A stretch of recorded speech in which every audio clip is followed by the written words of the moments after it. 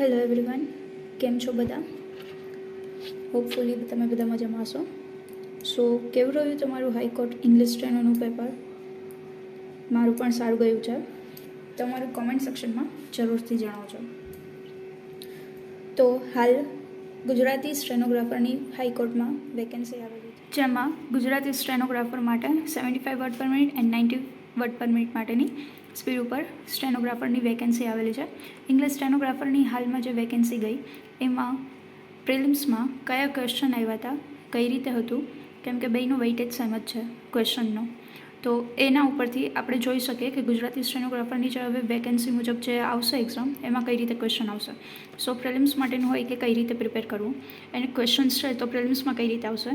English stenographer માટે જે કોઈ એક્ઝામ આપી તેમને પણ એ જ ક્વેશ્ચન હતો. ગુજરાતી સ્ટેનો છે તો એમના પણ ઘણા બધા ક્વેશ્ચનો હોય છે. તો એનો વેઇટેજ છે ને સબ્જેક્ટ વાઇઝ કઈ રીતે રહેશે. પ્રિલિમ્સના દરેક સબ્જેક્ટ છે તો એનો વેઇટેજ આપણે ચેક કરી લે. Okay, let's gate the answers. તો ગઈકાલે જે ઇંગ્લિશ સ્ટેનોગ્રાફરની એક્ઝામ હતી એમાં પ્રિલિમ્સમાં આ રીતનો કંઈક વેઇટેજ હતો. ઇંગ્લિશના 25 ક્વેશ્ચન આવેલા, Gujarati language and grammar 25 question હતા, કોમ્પ્યુટરના 15 ક્વેશ્ચન હતા, રિઝનિંગના 11 હતા એન્ડ જનરલ નોલેજના 12 ક્વેશ્ચન અરાઉન્ડ હતું. કરંટ અફેર છે જેના 12 ક્વેશ્ચન આવેલા. ઓકે, કમ્પ્લીટલી થતાં 100 ક્વેશ્ચન પૂછાયેલા છે. 75 મિનિટ્સ આપેલી છે. 75 મિનિટમાં તમારે 100 MCQ હોય કે જે તમારે કમ્પ્યુટર ઉપર એક્ઝામ આપવાની હતી. બરાબર છે. હવે એક્ઝામ છે તો એના પ્રિલિમ્સ છે તો એ 100માંથી તમારે 50 માર્ક્સ લાવવા મેન્ડેટરી છે. 50 માર્ક્સ તમે લઈ આવશો તો તમે સ્કિલ ટેસ્ટ આપી શકશો. એની માટે રિઝલ્ટ ક્યારે આવશે કે જેણે ઇંગ્લિશ સ્ટેનોગ્રાફરનું અત્યારે આપેલું. તો હવે ઇંગ્લિશ સ્ટેનોગ્રાફર અત્યારે જે કોઈ એક્ઝામ આપીને એમની સ્કિલ ટેસ્ટ ડેટ ફિક્સ થઈ ગયેલી છે. જુલાઈ 2024માં એક્ઝામ હશે. 100 વર્ડ પર મિનિટ માટેનું ફોર્મ ભર્યું એમને એમની, અને 120 વર્ડ પર મિનિટ માટેની બંનેની સ્કિલ ટેસ્ટ જુલાઈમાં થવાની જ છે. એટલે રિઝલ્ટ ક્યારે આવશે ને એ મેટર નથી કરતું. કાલે જ તમે એક્ઝામ આપી છે, તમને અંદરથી તો એટલું હોય કે હું પાસ થઈ જઈશ કે નહીં, ક્વોલિફાઈ થઈ જશો લાગે છે, તો પ્રિપેરેશન સ્ટાર્ટ કરો, વધારે આગળ વધારો. જોકે ઓલરેડી તમારી સ્પીડ હોવી તો જરૂરી હતી જ. નેક્સ્ટ જોઈ લે. તમે જો આ બધા સબ્જેક્ટ માટેની પ્રિપેરેશન કરો છો તો એની માટે તમારે સ્પીડમાં કે તમે MCQ આટલા ટાઈમમાં કરી શકો કે નહીં, તો એની માટે ટેક્સ્ટ બુક એપ છે કે જેના ઉપર તમે પ્રિલિમ્સ માટેની પ્રેક્ટિસ કરી શકો છો. એ પ્રેક્ટિસ માટે તમને ગુજરાત હાઈકોર્ટ માટેના સ્ટેનોની મોક્સ તો નહીં મળે, પરંતુ તમે SSC સ્ટેનોની કરી શકો છો. તેમાં ગુજરાતી લેંગ્વેજનું નહીં હોય, બાકી એ સિવાય બધા સબ્જેક્ટ છે ને એના તમે સેક્શનલ મોક તમે લઈ શકો છો. પરંતુ જો તમારો બેઝિક કોન્સેપ્ટ ક્લિયર છે ને અને તમે પ્રિલિમ્સ તમારું, હું એમ કહીશ કે તમે 1-2 ટેસ્ટ આપીને જાજો, કેમ કે તમને ટાઈમ લિમિટની છે ને ખબર પડશે કે તમારે કેટલા ટાઈમમાં કેને આપવું. પેપર ઇઝી ટુ મોડરેટ હોય છે. જો તમને આવડતું હોય ને તો તમે ઇઝીલી 75 મિનિટ્સ ઇનફ છે 100 ક્વેશ્ચન માટે, હું તો એમ કહું છું. તો ચાલો હવે સબ્જેક્ટ વાઇઝ જરા જોઈ લઈએ. હવે સબ્જેક્ટ વાઇઝ જો ગુજરાતી સ્ટેનોની જે વેકેન્સીમાં આપેલું છે ને ક્વોલિફિકેશન અને એની જે કંઈ સિલેબસ આપેલો, સિલેબસમાં ખાલી સબ્જેક્ટ આપી દીધા હતા કે જે અહીંયા છે એમ આ બધા સબ્જેક્ટ આપેલા છે.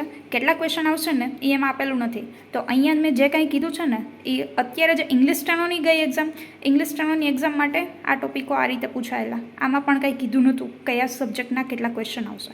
તો આના જે ક્વેશ્ચન પૂછાણા ને એ ઉપરથી આપણે અનુમાન લગાવી શકીએ કે ગુજરાતી સ્ટેનોની આવશે ને તો એમાં પણ આ જ પેટર્ન ફોલો થશે. ઓકે, તો એ મુજબ તમે અહીંયા જોઈ શકો છો. પ્રિલિમ્સ માટે first of all English language and grammar subject છે. તો એના ગ્રામર ટોપિક્સ છે ને એ તમારા બેઝિક ક્લિયર હોવું જોઈએ. બરાબર છે. આર્ટિકલ્સ છે, એક્જેક્ટિવ્સ છે, બધા ટોપિક્સ. ગ્રામર ટોપિક્સ છે, સિનો અને એન્ટો છે. સિનોનિમ્સ, એન્ટોનિમ્સ એમાં ઘણા બધા આવેલા હતા, તમારે એ પણ કરવા જોઈએ. And comprehension. Comprehension in the sense તમને એક પેરેગ્રાફ આપેલો હશે, એ પેરેગ્રાફ ઉપરથી 5 ક્વેશ્ચન આમાં એક્ઝામમાં ગઈકાલે પૂછાયેલા કે એક પેરેગ્રાફ છે એને અકોર્ડિંગ 5 ક્વેશ્ચન છે. 5 ક્વેશ્ચન અટેન્ડ કરવાના, પર ક્વેશ્ચન 1 માર્ક હતો. એ રીતે હતું. સિનો અને એન્ટો છે તો સિનો એન્ટો અરાઉન્ડ 5 to 6 ઓર મોર પૂછાયેલા છે. ગ્રામર ટોપિક્સ છે તો ગ્રામરના પણ ઘણા ખાસા ટોપિક્સ પૂછાયેલા. ગ્રામર ઇંગ્લિશનું બંનેનું જોઈએ ને તો ટોટલ 25 માર્ક્સનું આવેલું. ગુજરાતી લેંગ્વેજ ગ્રામર છે એના પણ 25 ક્વેશ્ચન આવેલા હતા. એની અંદર શું આવેલું, સેનો આવી ગયો, સિનોનિમ્સ, એન્ટોનિમ્સ આવી ગયું, વિરોધી શબ્દો, પછી શિષ્ટરૂપ આપો. શબ્દ આપેલો હોય ને, જેમ કે કોઈ પણ તળપદી ભાષામાં કે એવી રીતે શબ્દ આપી દીધો તો એનું તમારે શિષ્ટરૂપ કે જે શું કહેવાય ને એ તમારે સિલેક્ટ કરવાનું હતું. જોડણી પૂછાયેલી છે, નિપાત 3 થી 4 પૂછાયેલા હતા, તળપદા શબ્દો આવી ગયા, જોડણી છે, વિશેષણો. ઓકે, એ 25 ક્વેશ્ચન એના આવેલા. પછી આવે છે કમ્પ્યુટર. કમ્પ્યુટરની અંદર શોર્ટ કીઝ તમને બધી ખબર હોવી જોઈએ કે કઈ શોર્ટ કી કેની માટે યુઝ થાય છે. બેઝિક કમ્પ્યુટર નોલેજ જે તમને ખબર હતી, બરાબર છે. પછી એક એવા પણ ક્વેશ્ચન આવે છે કે તમને છે ને આઇકોન આપી દે, આપણે વર્ડ છે, પાવર પોઈન્ટ છે યુઝ કરતા હોય ને, તો એમાં આઇકોન હોય, તો એ આઇકોન ઉપરથી તમારે કહેવાનું હોય કે એ આઇકોન છે ને તો એનું મિનિંગ શું છે, એ તમને ઓપ્શન આપેલા હોય. ઓકે, એ રીતે કમ્પ્યુટર હતું. પછી આવશે રિઝનિંગ. રિઝનિંગમાં આ એક્ઝામમાં કયા ક્વેશ્ચન આવેલા ને એ અહીંયા લખ્યું છે. બાકી રિઝનિંગ સિલેબસ તમારે જોતો હોય તો હું લાસ્ટમાં મૂકી દઈશ. તમે બધો સિલેબસ છે ને કમ્પ્લીટ શું કરવાનું હોય લાસ્ટમાં તમને એકારે આવી જશે, જોઈ લેજો. રિઝનિંગની અંદર આ વખતે કોડિંગ ડીકોડિંગના ક્વેશ્ચન હતા.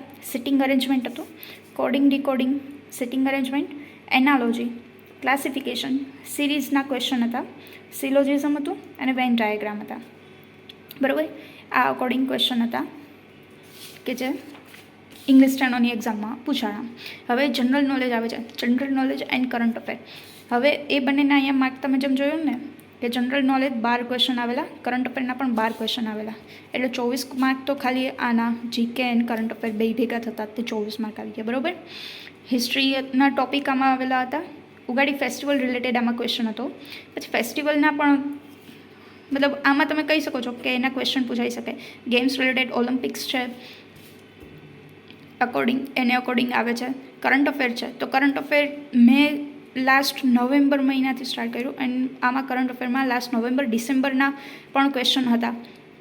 બરાબર છે. જાન્યુઆરીમાં હમણાં તે આપણે જે કોઈ ચૂંટણી ગઈ, ઇલેક્શન ગયું તો ઇલેક્શન રિલેટેડ પણ ક્વેશ્ચન આવે છે, અવોર્ડ્સના આવે છે. પછી જેમ મેં કીધું એમ હમણાં મધ્યપ્રદેશમાં ચૂંટણી થઈ તો મધ્યપ્રદેશમાં ભાજપે કેટલી સીટે આવ્યા એનો એક ક્વેશ્ચન આવ્યો હતો. પેરા ઓલિમ્પિક્સના આવે છે. G20 બેઠક 2024ની ક્યાં થશે? બરાબર છે. જુલાઈમાં બેઠક સમિટ થવાની છે તો G20 2024 ક્યાં થવાની છે એ રિલેટેડ ક્વેશ્ચન હતો. મતલબ આ જ ક્વેશ્ચન આવે એવું હવે જરૂરી નહીં, પણ આ રિલેટેડ ક્વેશ્ચન આવે છે. એટલે જો તમે સ્ટેટ એક્ઝામ કરો છો ને તો સ્ટેટ એક્ઝામ માટે તમારે 1 યર કરંટ અફેર કરવું જોઈએ. તમારી એક્ઝામ લાસ્ટ 6 મંથનું કરો તો પણ અત્યારે ચાલશે, કેમ કે અત્યારે જાન્યુઆરી ટુ તમારી એક્ઝામ, હું તો કહીશ કે નવેમ્બર ડિસેમ્બરનું પણ કરી લેજો. ઓકે, તો આ રીતે ગુજરાત સ્ટેનોગ્રાફર માટે આવી શકે છે. તો આઈ હોપ કે અહીંયા તમારા ઘણા બધા જે કોઈ પણ ક્વેરી હશે કે કઈ ટાઈપથી ક્વેશ્ચન આવી શકે, પેટર્ન શું હોઈ શકે, તો એ તમારી અહીંયા રિઝોલ્વ થઈ ગઈ હશે. તો બસ સ્કિલ ટેસ્ટ પ્રિપરેશન સ્ટાર્ટ રાખો અને સાથે સાથે પ્રિલિમ્સની તૈયારી સ્ટાર્ટ રાખો. આરામથી તમે ક્વોલિફાય કરી લેશો, બસ થોડી ઘણી પ્રિપેરેશન કરવી પડશે. ઓકે, તો તમારી સાથે કોઈ ગુજરાતી સ્ટેનોની પ્રિપેરેશન સ્ટાર્ટ કરી રહ્યું હોય, અત્યારે ચાલુ હોય તો એમને પણ શેર કરી દેજો. Okay, so like, share and subscribe. Thanks for watching. All the best.